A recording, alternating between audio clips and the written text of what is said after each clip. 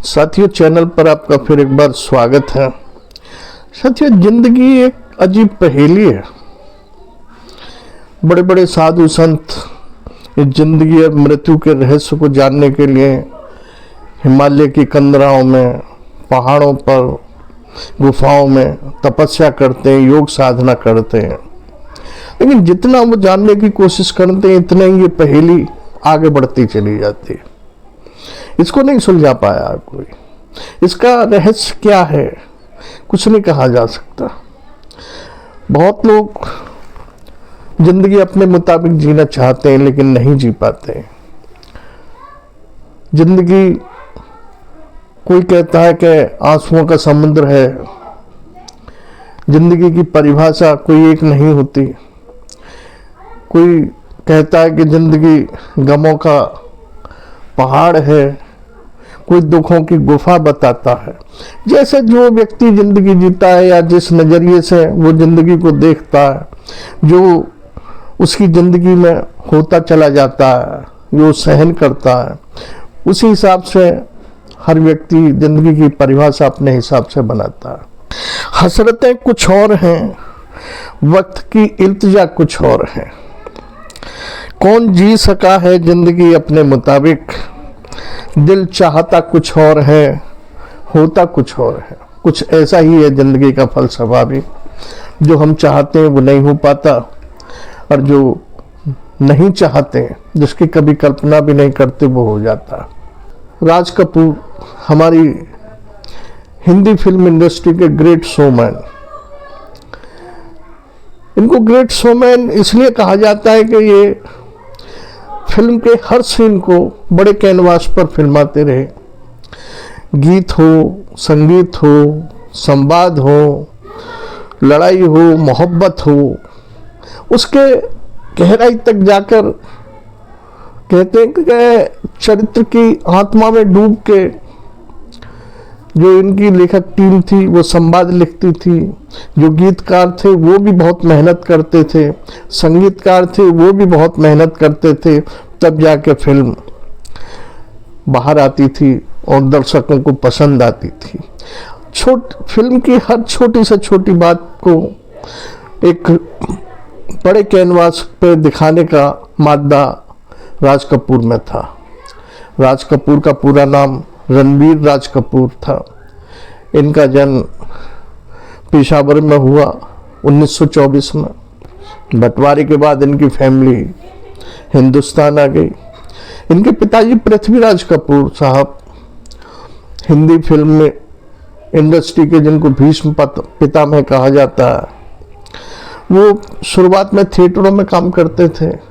कलकत्ता के थिएटरों में काम करते थे, भोपाल के थिएटरों में काम करते थे, बम्बई के थिएटरों में काम करते थे। उसके बाद फिर उन्होंने अपना पृथ्वी थिएटर के नाम से खुद अपनी कंपनी बनाई और उसी के माध्यम से नाटकों का मंचन करने लगे। तभी फिल्मों का आरंभिक दौर था, वो फिल्मों में भी काम करने लगे। राज कपूर साहब भी बड़े हुए तो उन्होंने अपने पिताजी से कहा कि मैं भी फिल्मों में काम करना चाहता हूँ। तो राज कपूर साहब को उनके पिताजी ने सबसे पहले तो अपनी पृथ्वी थिएटर में ही काम दिया कि तुम्हें 1 रुपया महीने की नौकरी पे थिएटर में झाड़ू लगानी है। उन्हें ये नहीं था कि मेरा बेटा है तो मैं इसको बहुत अच्छे ढंग से इसको फिल्म लाइन में उतारूं, ऐसा कुछ नहीं था। उन्होंने उसको जमीन पर ही रखा और हर सुख दुख का उसको अनुभव कराने के लिए, जिंदगी में क्या क्या ठोकरें खानी पड़ती हैं वो सब सिखाने के लिए उन्होंने उसको उस रास्ते पर चलाया, राज कपूर को, जिससे वो मजबूत हो जाए, परिपक्व हो जाए।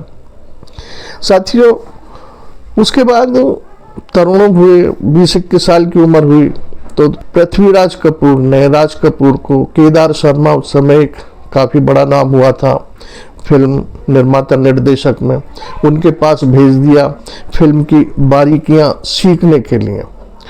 केदार शर्मा ने राज कपूर को क्लिपिंग बॉय के रूप में रख लिया, यानी जो फिल्में शूट होती हैं, जो सीन शूट होते हैं, उनके पहले शूट होने से पहले क्लिपिंग होती है, क्लिप दी जाती है कैमरे के सामने कि ये सीन है, ये इतना टेक है, ये शॉट है, शॉट नंबर इतना है, सीन नंबर इतना है, टेक नंबर इतना, ये क्लिपिंग दी जाती है और ये काम राज कपूर को सौंपा गया था। जब भी सीन को फिल्माया जाता या किसी सीन का कोई शॉट फिल्माया जाता तो उधर Kedar Sharma lighting, action, camera बोलते और इधर राज कपूर अपने बाल संवारने में लगे रहते और बाल संवार के तब वो कैमरे के सामने क्लिपिंग दिया देते थे। कभी कभी तो बहुत देर हो जाती थी। एक दिन केदार शर्मा को बहुत गुस्सा आया और उन्होंने एक जोर से चांटा, थप्पड़ राज कपूर के जड़ दिया। उन्होंने ये नहीं सोचा कि पृथ्वीराज कपूर का बेटा है, इतने बड़े बाप का बेटा है, क्योंकि पृथ्वीराज कपूर भी फिल्मों में काम कर रहे थे उस समय।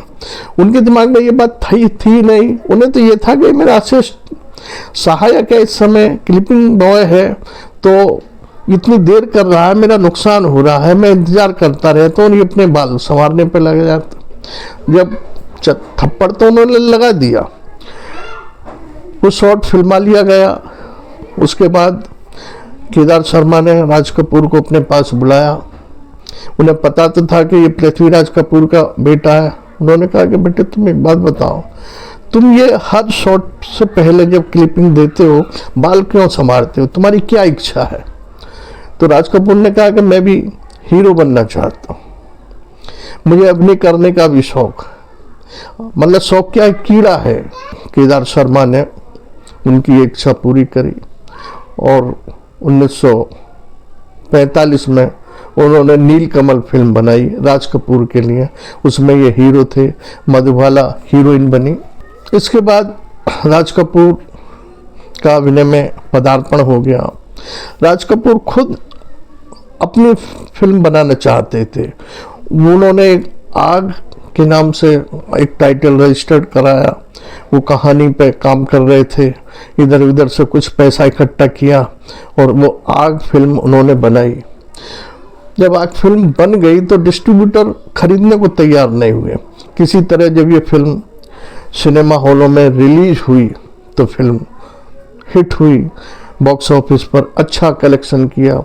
उसके बाद राज कपूर ने आवारा, श्री 420, बरसात फिल्मों की लाइन लगा दी। उसमें अभिनय भी किया और डायरेक्शन भी किया, निर्माता भी बने। और उनकी जो फिल्म थी एक जागते रहो फिल्म थी, क्लासिक फिल्म थी। उन्होंने जो कहानी थी वो एक आम आदमी से ली कहानी है। हर फिल्म की कहानी एक आम आदमी को ऐसा लगा कि मेरी कहानी है। राज कपूर पर्दे पर मेरा दुख दर्द दिखा रहे हैं, जो राज कपूर दर्द सह रहे हैं पर्दे पर वो मेरा अपना है। उस समय दर्शकों को ऐसा लगता था और फिल्में उनकी कामयाब होती चली गई। उसके बाद राज कपूर फिल्मों में ईस्टमैन कलर का दौर आ गया। राज कपूर का एक ड्रीम प्रोजेक्ट रहा मेरा नाम जोकर। उसको बनाने में राज कपूर ने अपना पूरी ताकत झोंक दी, सब संसाधन झोंक दिए, लेकिन फिल्म उस समय कामयाब नहीं हुई। उसके बाद कामयाब हुई। उसके बाद राज कपूर ने सत्यम शिवम सुंदरम, मेरा नाम जोकर का जो आर्थिक जोखिम उठाया था राज कपूर ने, उसकी भरपाई उन्होंने बॉबी फिल्म बना के पूरी की। फिर सत्यम शिवम सुंदरम बनाई। साथियों, राज कपूर साहब इतने बड़े ग्रेट शोमैन रहे कि उस समय फिल्म इंडस्ट्री में जितने भी बड़े बड़े अभिनेता थे सबसे उनकी अच्छी जानकारी, अच्छी पहचान, अच्छी मेल मुलाकात। ऐसा नहीं कि उनमें कोई ईगो हो या किसी से दुश्मनी हो, ऐसा कुछ नहीं था। आरके की होली यानी राज कपूर स्टूडियो की होली तो बड़ी मशहूर रही। होली पर जब तक राज कपूर जिंदा रहे तो होली पर पूरी फिल्म इंडस्ट्री के जितने भी बड़े बड़े कलाकार होते थे, हीरोइन होती थी, हीरो होते थे, लालायित रहते थे कि कब होली का त्योहार आए और कब हम आरके में होली खेलने जाए। सबको बुलाया जाता था।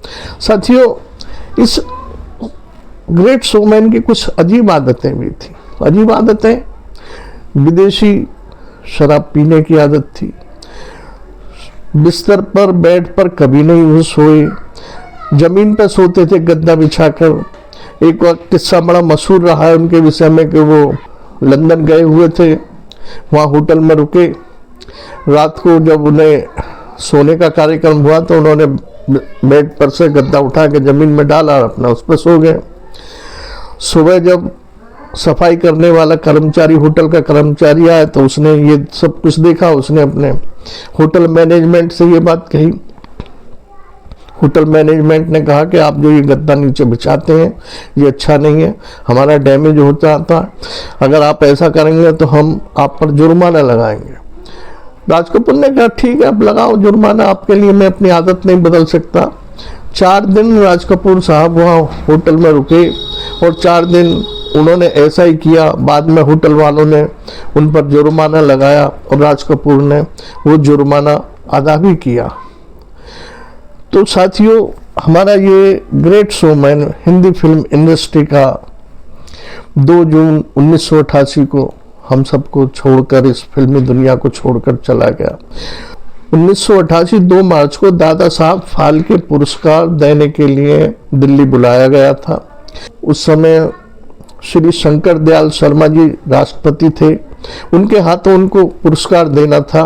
साथियों, हॉल में राज कपूर बैठे हुए थे, उनके बराबर में शम्मी कपूर साहब बैठे हुए थे, पूरी कपूर फैमिली थी। जब उनको दादा साहब फाल्के पुरस्कार देने के लिए नाम की घोषणा हुई तभी उनको दमे का दौरा पड़ा, वो स्टेज तक नहीं जा सकते थे।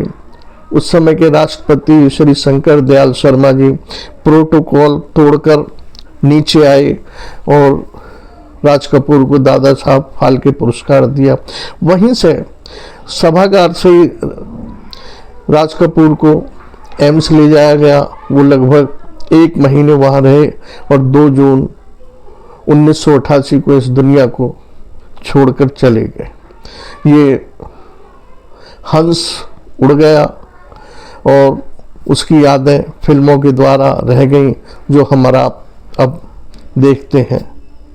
साथियों, आपने वीडियो देखी सुनी इसके लिए धन्यवाद, आभार।